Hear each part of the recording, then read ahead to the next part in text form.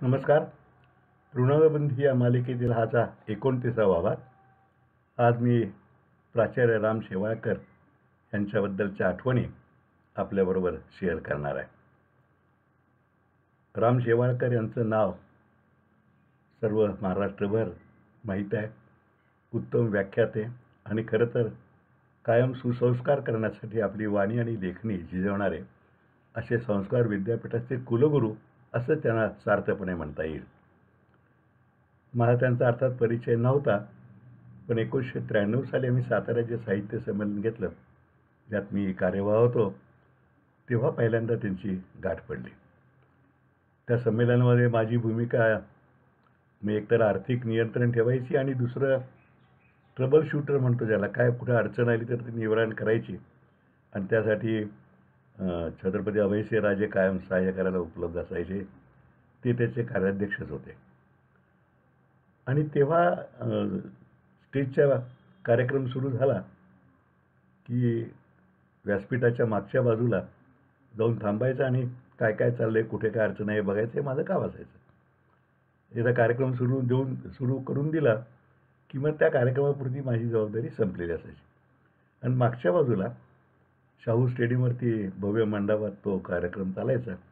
मागच्या बाजूला छोटासा साहित्यिकांचा मेळावा जमलेला असायचा की त्या कार्यक्रमात जे भाग घेतलेले नाहीत ते साहित्यिक आणि गप्पा चालत राहायच्या. आणि त्यामुळे माझ्या अनेक साहित्यिकांची ओळखी झाल्या. त्यातच प्राचार्य राम शेवाळकर ते ज्या दिवशी आले, त्यांचा कार्यक्रम त्यात सहभाग होता त्या आदल्या दिवशी, आणि स्टेजच्या मागच्या बाजूला आले. सगळे लोक होते, त्यात ते सामील झाले. साधा लेंगावरती जरा ढगळ निरुशर आणि गळ्यामध्ये रुद्राक्षांची माळ, खांद्याला एक शबनम पिशवी, असा त्यांचा वेश होता.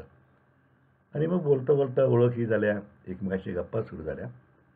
आणि दुसऱ्या दिवशी एक त्या संमेलनातला गाजलेला परिसंवाद, संतांनी महाराष्ट्र घडवला का बुडवला, त्यातही त्यांचा सहभाग होता.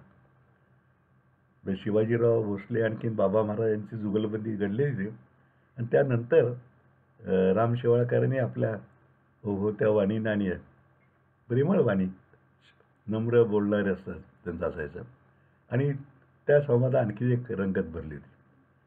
मग त्याच दरम्यान दुसऱ्या दिवशी त्यांना बँकेचं काही काम होतं आणि मला म्हणले की मला बँकेत जायचं आहे. मी युनायटेड वेस्टर्न बँकेतनं तेव्हा पूर्वी निवृत्त झालो संचालक पदावरून, पण ओळख होती. मग मी तोपर्यंत आमच्या 2-3दा ज्या बोलणं झालं, त्यामुळं सगळ्यांच्यासारखंच मी त्यांनाही नाना म्हणायला लागलो. खरं नानासाहेब म्हणायचे, पण मी लहान असल्यामुळे नाना म्हणायला लागलो.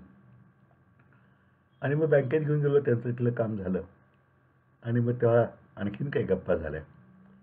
आणि एक साधारणपणे आपण ज्याला म्हणतो की आपली बऱ्यापैकी एकमेकाच्या आवडीनिवडी जुळल्या. नानासाहेब माझ्याहून तसे बरेच 10-1 वर्षांतरी मोठे होते, पण आमच्या गप्पा चांगल्या रंगल्या. आणि मग नंतर एका व्याख्यानानिमित्ताने ते सातारला आले. सातारला अनंतराव कुलकर्णी जे होते, म्हणजे आनंद प्रिंटिंग प्रेस होता त्यांचा, आणि समर्थ सदनचं ते सर्वेसोळा होते, संत ज्ञानपीठाचे कुलगुरू असं मी त्यांना गमते म्हणायचो. त्यांचा मुलगा बाळासाहेब, त्यांच्याशी नानांचा विशेष वात्सल्यपूर्ण स्नेहबंध होता. त्यामुळे ते बाळासाहेबांच्याकडेच उतरायचे आणि मग गप्पा व्हायच्या. मग त्यानंतर पुढच्या वर्षी गोव्याला साहित्य संमेलन झालं. त्यामध्ये नाना एकमतानं निवडून आले, बिनविरोध निवडून आले. आणि त्यांचं तिथलं भाषणसुद्धा खूप गाजलं. अनेक वर्षामध्ये बिनविरोध निवड होणाऱ्या अध्यक्षाचं बहुतेक ते पहिलं संमेलन बरेच वर्षानंतर होतं. त्यानंतर माझ्या 50शी निमित्त आम्ही एक स्नेहमेळावा ठेवला होता 94 सालीच.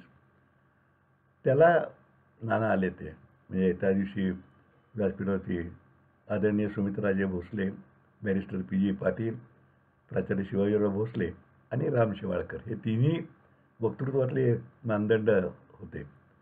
आणि मग आमच्या आणखीन जास्त गोष्टी झाल्या. नानांनी सांगितली गोष्ट मला आठवते त्या भाषणामध्ये, की आपण कसं वागावं याच्याकरता, की बाबा बुडेन म्हणून एक गोष्ट त्यांनी सांगितली, अतिशय हृदयस्पर्शी गोष्ट होती. आणि मग आमचा स्नेहबंध हळूहळू वाढू लागला. त्या काळामध्ये नानांना व्याख्यानाचा संबंध महाराष्ट्रभर बोलावणी असायची. रामायण, महाभारत, संत ज्ञानेश्वर, तुकाराम महाराज, रामदास अशा विषयावर त्यांच्या व्याख्यानमाला 4-4 दिवसाच्या व्हायच्या आणि त्याला तुफान गर्दी असायची. आणि त्यांच्या ते कागद बिगद काही हातात नसायचा, त्यांच्या मेंदूमध्ये सगळं साठवलं असायचं आणि रसाळ व्याख्यानं, श्रोत्यांची तुडुंब गर्दी. आणि मग त्या सगळा दौरा म्हणजे अगदी त्याला महाराष्ट्रभर त्यांचा दौरा चालू असायचा. एक टाटा इस्टेट गाडी, त्यांचा ड्रायव्हर कम बॉडीगार्ड कम असिस्टंट असा बलदंड बापूराव मिशावाले त्यांच्यासोबत असायचे. आणि चांद्यापासून बांद्यापर्यंत प्रत्येक गावामध्ये नानांनी माणसं जोडलेली होती आणि व्याख्यानमाला तिथेही संपन्न होत होत्या. त्यामुळे सातारच्या आजूबाजूला कुठे व्याख्यान असलं की त्यांचा फोन यायचा. ते सगळ्यांना कुमार म्हणायचं, अरुण कुमार. वहिलांचा मधूने त्याला मधू कुमार. तर फोन यायचा, अरुण कुमार माझं वहिला व्याख्यान आहे अमुक तारखेला 6 वाजता व्याख्यान आहे. आणि मग नंतर मिश्किलपणे म्हणायचे की शक्यतो व्याख्यानाला या, पण नाही जमलं तर व्याख्यानानंतरच्या मैफलीला या. आणि मी व्याख्यानालाही जायचो आणि नंतर मैफलीलाही बसायचो. आणि त्यामुळं मग अनेक दिग्गजांची वाईला मला आठवते की नानांचं व्याख्यान झाल्यानंतर डॉक्टर शरद अभ्यंकरांच्याकडे जेवणाची व्यवस्था होती आणि मेपू रेगे, नाना शेवळकर, वाईतले तेव्हाचे काही महत्त्वाची मंडळी, अशा खूप गप्पा साहित्यिक सांस्कृतिक त्या बैठकीत रंगल्या. आणि मग हा आमचा स्नेह कायम असा जवळकीचा राहिला. कराडला एका कार्यक्रमाला तेव्हा मी गेलो होतो. मग नंतर आम्ही संगमवर जेवायला गेलो आणि तेव्हा नानांच्यातल्या हळव्या पित्याचं दर्शन मला घडलं. तेव्हा त्यांचा मुलगा आशुतोष एक उत्तम डेव्हलपर म्हणून नागपुरात नावारूपाला आला होता आणि त्याच्यामध्ये काही डेव्हलपरला नमन अडचणी काही येत असतात, त्याची मध्ये अडचण आली ती. तर मी नानांना म्हणलं, तर आशुतोषचं कसं आहे, चांगलं झालं आणि परत सरळ सोडली व्यवस्थित. तर ते म्हटले तूच फोन लावून विचार. स्वाभाविक आहे, पित्याला आपल्या मुलाबद्दल काही काळजी असणारच, पण ती काळजी दाखवायची नसती ना. म्हणून मग मी फोन लावला. ते बोलले. मग आमच्यानंतर गप्पाही झाल्या. असं एक हळवे पिता होते. त्यांच्यात एक परंपरा आहे, नानांच्या वडिलांना नाना एकच अपत्य आणि नानांनी आशू एकच अपत्य. त्यामुळे तो अपत्य प्रेमाचा विशेषतः जिव्हाळा फार होता. आणि मग अशा आमच्या गाठीभेटी गेल्या. सांगलीला नानांचं व्याख्यानमाला होती. त्याच व्याख्यानमालेदरम्यान सांगलीला कोटणीसांचा एक मठ आहे, तिथेही काही कार्यक्रम होता त्या मठाचा संबंधी. त्याच वेळा योगायोगानं आम्ही एक छोटं पुस्तक केलं, तर संस्कारधारा नित्यपाठ म्हणून. खूप म्हणजे त्यामध्ये आरत्या स्तोत्र यांचा संग्रह केलेला आणि ते खूप लोकांना आवडलं आणि खूप खपलं. तर त्याच्या 1,00,000व्या प्रतीचं प्रकाशन करायचं होतं. तर अनायसे नाना सांगलेले आहेत म्हणून मी विचारलं की नाना तुम्ही कराल का ते वेगळा कार्यक्रम, पण कोटणीस महाराज मठात कराल का. नाने आनंद होकार दिला. पुस्तक वाचलं, त्याचं कौतुकही केलं आपल्या भाषणामध्ये आणि आमचा हा स्नेहबंध कायम असा जुळत राहिला. पुढे एकदा 2000 साली आमचा समरसेवा मंडळाच्या पादुकांचा दौरा समर्थांच्या नागपूरला गेला होता. 98 साली मी अध्यक्ष झालो मंडळाचा. नारायणराव कुपेकर कार्याध्यक्षाची आमची नवीन टीम जमली. कारण माझे वडील तेव्हा वारले, ते अण्णाभाऊ कालगावकरी नव्हते आणि आमच्यावरती ही धुरा पडली. आणि मग आम्ही काही काही नवीन उपक्रम सुरू केले. समर्थ रामदासांच्यावरती ज्यांनी संशोधन करून PhD प्राप्त केलेली आहे अशा लोकांची एक माणसांची माहिती घ्यायला मी सुरुवात केली. आणि बघता बघता जवळजवळ 70-80 लोकांची आम्हाला माहिती मिळाली. मग त्यानिमित्तानं हे सगळे प्रबंधांच्या कॉपीज एकत्र कराव्यात आणि त्या सज्जनगडावर ठेवाव्यात आणि ह्या ज्यांनी लिहिलेल्या आहेत त्यांचा सत्कार करावा, अशी आमच्या मनामध्ये कल्पना निघाली. त्याप्रमाणे पुण्यामध्ये एका कार्यक्रम आम्ही जवळजवळ 15-16 लोकांचा सत्कार केला. मुंबईला पादुकांचा दौरा होता, तेव्हा जवळजवळ 10-15 लोकांचा सत्कार केला. आणि नागपूरला त्यावर्षी किंवा पुढच्या वर्षी समर्थ पादुकांचा दौरा गेला, तेव्हा आम्ही आवर्जून नागपूरला गेलो. आणि नागपूर भागातल्या तिथेही जवळजवळ 15-16 लोक होते की जे समर्थांच्या वाङ्मयावरती PhD केलेली आहे. त्यांच्या सत्काराचा कार्यक्रम आम्ही नागपूरला, म्हणजे पादुकांचं दर्शन आणि सायंटिफिक हॉल नागपूरचा जो आहे त्यामध्ये सत्काराचा कार्यक्रम यायचा. आणि त्याला प्रमुख पाहुणे म्हणून राम शेवाळकरांना बोलवलं. आणि त्याचे अध्यक्ष होते म्हणजे आत्ता जे सरसंघचालक आहेत मोहनजी भागवत, ते तेव्हा बहुतेक सहसंघचालक होते. ते अध्यक्ष त्या कार्यक्रमाचे आणि अतिशय सुंदर कार्यक्रम झाला. मोहनजी भागवतांचाही माझा काही परिचय व्हायचं कारण नव्हतं, कारण मी काही संघ स्वयंसेवक नाही. पण त्या कार्यक्रमात आमची गाठ पडली आणि तेव्हा त्यांचं बोलणं अतिशय दिलखुलास, मोकळं वागणं, अहंमन्य नसलेलं, फार मी प्रभावित झालो. त्यानंतर काय परत आमची गाठ पडली. पण त्याच कार्यक्रमात शेवाळकरसुद्धा फार अप्रतिम बोलले आणि त्याने असा एक विचार मांडला की या संतांच्या वाङ्मयावरती आणखीन जास्त संशोधन व्हायला पाहिजे. लोकांना आत्ता ते ह्या काळातसुद्धा उपयुक्त आहे आणि लोकांची सांस्कृतिक जडणघडण होणं आणि माणसं सुसंस्कृत होणं, जाती धर्माच्या पलीकडे जाऊन मानवतेची भूमिका त्यांच्यात वाढावी, त्याकरता हे सगळं आवश्यक आहे असे विचार त्यांनी मांडले. दुसऱ्या दिवशी त्यांनी घरी पादुकांचं पूजन ठेवलं आणि म्हणून आम्ही सगळे त्यांच्या घरी गेलो. पादुकांचं पूजन झालं. रामभाऊंचं अतिशय सुरेख बंगला नागपूरमध्ये आहे, अंबाझरी रोडला. मी पहिल्यांदाच त्यांच्याही घरी जात होतो. मग पादुकांचं पूजन झालं. मग म्हणलं आता जेवायलाच थांबा. बरं, विदर्भाचा आग्रह असतो ना, त्यामुळं नाही म्हणता येईना आणि आमचा तेवढा ऋणानुबंध जमला होता. मग पादुका घेऊन आमची मंडळी बाकीची गेली, आम्ही दोघं तिघं जेवायला थांबलो. मग नाना म्हणले चला तुम्हाला घर दाखवतो. घर म्हणजे बंगलाच. बंगल्यात लिफ्ट होती. पहिल्या मजल्यावरती गेलो. मग तिने या खोल्या दाखवल्या आणि 2 खोल्या दाखवल्या की अरुण कुमार ह्या 2 गेस्ट रूम्स आहेत बरं का. मग त्यात उघडून दाखवल्या म्हणजे काय सगळे सेल्फ कंटेंट आहेत वगैरे. आणि त्या खोल्या लावताना मला म्हणले तुमच्या लक्षात आलं का मी तुम्हाला या का दाखवल्यात? मी म्हणलं नाही का मी घर दाखवताय म्हणून दाखवल्यात. नाही नाही म्हणजे तसं नाही आहे. ते दाखवायचा हेतू असा आहे की पुढच्या वेळा नागपूरला आल्यानंतर कुठं ते लॉजवर कोणाच्या तरी घरी थांबायचं नाही, सरळ इथे मुक्कामाला यायचं, हे तुमचंच घर आहे समजायचं, म्हणून तुम्हाला दाखवल्यात. मी म्हटलं बरं ना, नक्की मला आनंदच वाटेल ना. नाही पण नंतर मिश्किलपणाने काय म्हणाले पुढे, पण अरुण कुमार येतात एक धोका संभवतो, तुम्हाला माझी बडबड दिवसभर ऐकून घ्यायला लागेल. मी हसलो. म्हणलं नांदात ती बडबड ऐकणं हे आमचं भाग्यच आहे की, त्यात धोका कसला आला आहे. मग नंतर आम्ही टेरेसवर गेलो. त्यांच्या मुलानं तिथे एक जिम केली, ती छोटासा स्विमिंग टँक केला होता. तो टँक काही वापरत आहे असं वाटत नव्हतं. म्हणजे नाना ही मोठी माणसं किती कसं मिश्किल असतात तेही तुम्हाला सगळं. तर मी म्हणलं नाना हे सगळं अश्विनी केलं आहे, पण तो इतका बिझी असतो, तो याचा वापर तो केव्हा करतो? ते नाना मिश्किलपणे हसले. म्हणजे आता एक काम करा अरुण कुमार, तुम्हीच अशूला फोन करून विचारा की हे तू केव्हा वापरतोय त्याचा म्हणून. आणि मग आम्ही सातारला परत आलो. सातत्यानं नंतरसुद्धा आमच्या गाठीबिटी पडत राहिल्या.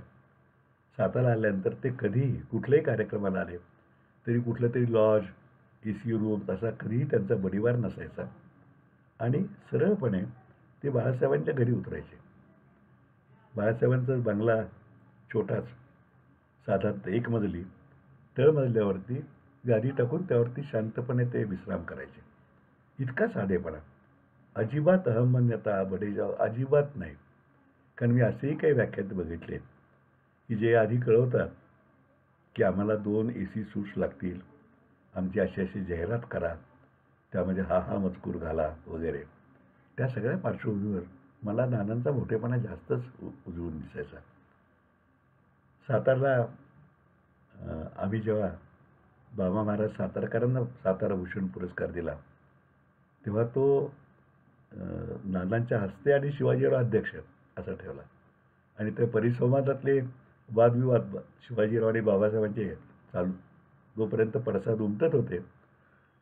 त्यामुळं नाना आल्यानंतर त्या दोघांनीही आता तीही मोठीच माणसं ना की हा विवादित जागा नाही, तो कार्यक्रम सुंदर झालेला होता. पुढे नानांना आम्ही, माझ्या आठवण जर बरोबर असेल तर 2008 साली, 7 किंवा 8 साल असेल, समर्थ सेवा मंडळाचा आम्ही आणखीन एक उपक्रम सुरू केला होता की ज्यांनी या संत विचार प्रसाराचं कार्य केलं असेल अशा व्यक्तीला समर्थ संत सेवा पुरस्कार द्यायचा. आणि त्यानुसार बाबा महाराज सातारकर, शिवाजीराव भोसले, आणि नंतर शंकर अभ्यंकरांना पुढे दिला, जयंतराव साळगावकरांना नंतरच्या काळात दिला. तर हा शेवाळकरांना द्यायचा कार्यक्रम आम्ही ठरवला. तेव्हा नाना 75 पार करून गेले ते. त्यामुळे तो पुण्यात त्यांचं व्याख्यान होते तेव्हा तिथेच पुण्यात करायचं ठरलं. आणि यशवंतराव चव्हाण नाट्यगृहामध्ये रामकृष्ण मठाचे स्वामी भौमानंद यांच्या हस्ते आणि संत साहित्याचेच अभ्यासक राजकारणी असून सुद्धा असे उल्हासदादा पवार यांच्या उपस्थितीत तो कार्यक्रम झाला. तेव्हाही नाना सुंदर बोलले. तब्येत बरी नव्हती, पण केवळ प्रेमाने उत्तम ते आले आणि उत्तम बोलले. पुणेकरांनी त्यांच्यावर उदंड प्रेम केलं.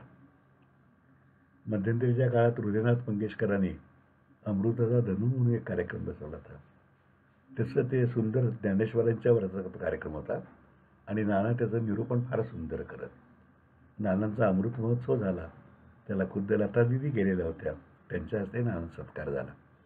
आणि एकूणच संपूर्ण खरं तर नाना प्राध्यापक, त्यांनी MA मराठी संस्कृतमध्ये केलं होतं आणि प्राध्यापक म्हणून काही वर्ष नोकरी केल्यानंतर वणीच्या कॉलेजमध्ये प्राचार्य म्हणून जवळजवळ 25 ते 30 वर्ष ते प्राचार्य म्हणून राहिले. असंख्य विद्यार्थी त्यांनी घडवले. म्हणजे केवळ सुशिक्षित नाही तर सुसंस्कृत केले. आणि मग 75ला हा सत्कार नागपूरमध्ये झाला, अतिशय उत्तम. त्यांचं वैशिष्ट्य असं की कुणाहीबद्दल कधीही कटू शब्द, टीका त्यांच्यातून कधीही यायची नाही. नागपुरातल्या काही हितशत्रूंनी त्यांच्यावर टीका केली, ती त्रास दिला विदर्भ साहित्य संघाच्या संदर्भात. पण नानांना त्याचं विचारलं तर कधी त्यावर चकार शब्द काढायचे नाही. ते म्हणाले ठीक आहे, त्यांचं काम ते करतात, आपलं काम आपण करत राहायचं. आणि खरोखरी संत विचाराचा आणि सद्विचारांचा प्रसार करत नानांनी आपलं संपूर्ण आयुष्य व्यतीत केलं. शेवटी त्यांना त्यांच्या मुलांनी अतिशय काळजीपूर्वक त्यांची व्यवस्था ठेवली आजारपणात सुद्धा. त्यांचा मुलगा आशुतोष शेवाळकर सर्वार्थानं रामभाऊंचे गुण त्याच्याकडे आलेले आहेत. तो स्वतः उत्तम बिल्डर आहे. आत्ता वणीला ते राम शेवाळकर नगर म्हणून एक नवीन स्कीम केलेली आहे. आणि वडिलांच्या प्रती अत्यंत श्रद्धा आणि वडिलांचे सगळे गुण, उत्तम लेखन, उत्तम वाचन, उत्तम संस्कार, हे सगळे आशूंनी जपले. आणि अजूनसुद्धा नानांचं निधन 2009 साली झालं. अजूनसुद्धा आशूचा आमचा संपर्क चालू असतो. कधीतरी फोन येतो. दरवर्षी त्याचं कॅलेंडर न चुकता येतं. तेही कॅलेंडरसुद्धा संस्कार करणारं असतं. आणि नानांच्या पश्चातसुद्धा शेवाळकर कुटुंबाशी नागपूरला जाणं येणं कधी होत नाही फारसं. आशूचंही कधी इकडे येणं होत नाही. पण तरी आमचा ऋणानुबंध कायम राहिलेला आहे. आणि नानांच्या इतका साधेपणा, म्हणजे मध्ये एकदा मी किती मनुष्य साधा असू शकतो, एका व्याख्यानाला ते आले ते आणि थोडं त्यांना अस्वस्थ वाटायला, त्यांना डायबिटीस होता, थोडं BP होतं. आणि मला म्हणले, अरुण कुमार, मला अस्वस्थ वाटतंय, कोण डॉक्टर माहितीच आहे का? तर माझा एकटा मूळच डॉक्टर आहे, त्याला बोलवलं मी. नाना आमच्या घरातल्या कॉटवर आडवे झाले. म्हणजे चल माझं BP वगैरे बघून घ्या. तर डॉक्टरनी सांगितलं थोडं BP जास्त आहे, तुम्ही विश्रांती घेतलीत तर बरं होईल. नाही म्हणले, मी गोळी एक घेतो. व्याख्याने लोक आवर्जून आलेले असतात, ते व्याख्यान पूर्ण करून मी मग विश्रांती व्यवस्थित घेईन. अशी निष्ठा असलेला असा सुसंस्कृत महाराष्ट्र घडवण्यासाठी आयुष्य वेचलेले, संस्कार पीठाचे, सांस्कृतिक विद्यापीठाचे कुलगुरू म्हणता येईल असे, कारण ते आचार्य कुलाचे कुलगुरू होतेच. अनेक त्यांमार्फत अनेक चांगले उपक्रम आचार्य कुलामार्फत त्यांनी घडवले. तर अशा रामभाऊंच्या ह्या आठवणी नानांच्या आपल्याला ही सगळी मोठी माणसं भेटली. त्यांचं वागणं बघितलं की आपल्या वागण्यातल्या चुकी लक्षात येतात. आणि मग असं वाटायला लागतं की यांच्याकडनं काही घेता आलं तर घ्यावं. प्रयत्न आपण करतो, पण त्यांचं सगळं आपल्याकडे येत नाही. कारण आपण तेवढे सक्षम नसतो, तेवढे रुजू नसतो. पण तरी थोडाफार आपल्यात फरक पडतो, थोडीफार सुधारणा होती. त्याचं श्रेय आहे अशा मोठ्या महामानवांना आहे असं मला वाटतं. अशांचा ओळख व्हावी, मैत्र जुळावं आणि त्यांनी आपल्याला आपलं मानावं, हे आपलं भाग्य असं कायम मला सतत वाटत आलं आहे. नानांना मी मनापासून श्रद्धांजली वाहतो आणि हा भाग आता इथेच थांबूया. उद्या मात्र अतिशय वेगळ्या विषयाचा, म्हणजे मराठी मनावरती आपल्या अभियानानं काही काळ गाजवणारा, विनोदी नट म्हणून गाजलेला लक्ष्मीकांत बेर्डे उर्फ तुमचा आमचा सगळ्यांचा लक्ष, त्याच्यासंबंधी आठवणी उद्याच्या भागात शेअर करणार आहे. तोपर्यंत नमस्कार.